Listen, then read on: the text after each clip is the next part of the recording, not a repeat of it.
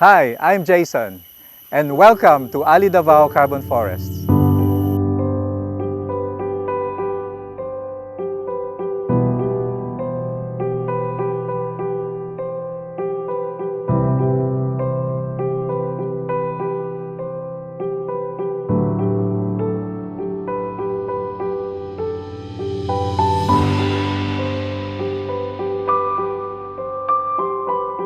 Welcome to the ALI Davao Carbon Forest. This 54-hectare Ayala land property is found in Barangay Bagogaliera at the heart of central Davao City.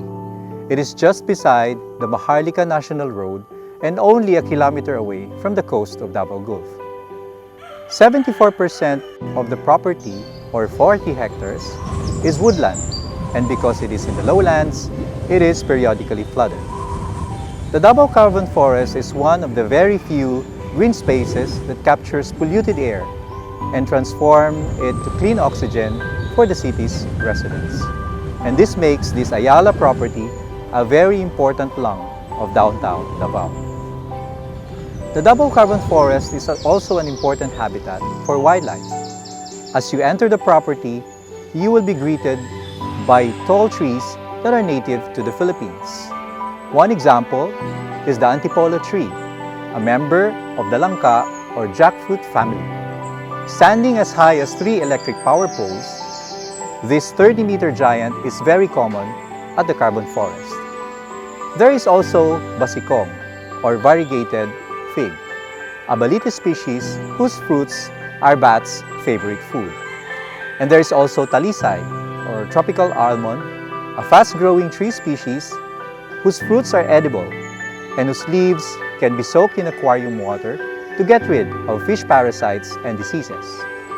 There are at least 24 species of trees at the carbon forest. The heart of the woodland is also an important habitat for wild animals.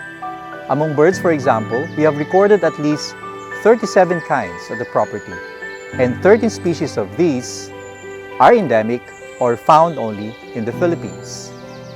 This includes the white-eared brown dove, a beautiful fruit-eating bird who loves to sing inside the forest. The black-faced kukal, a loud insect-eating bird that is found only in Mindanao and nearby islands. And the Philippine hanging parrot, or kulasisi, which is one of the world's smallest wild parrot. And of course also guyabero, another small parrot whose name was derived from guava, which is its favorite food. A few more wild critters inhabit the woodlands. These are the endemic sailfin lizard, also known as Jesus Christ lizard, because they can run along water surfaces. The Asian palm civet, or musang, a nocturnal mammal that is famous for producing your civet coffee or coffee alamid. And the Philippine water monitor, or bayawak, who feeds on rotting fruits and decaying bodies of animals at the forest floor.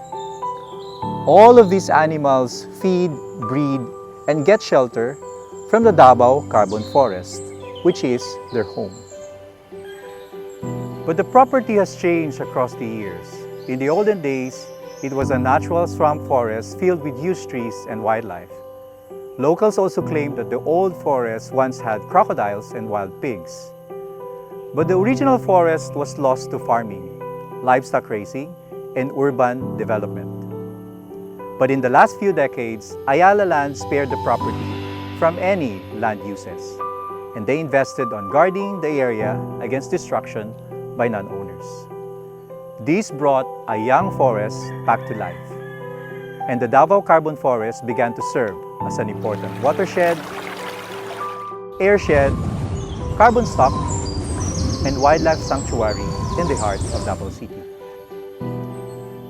The threats of global climate changes and the recent COVID-19 pandemic call for the urgent and wide-scale protection of our forests and other natural areas. We look forward to your help in restoring and conserving the ALI Davao Carbon Forest in this side of the Philippines.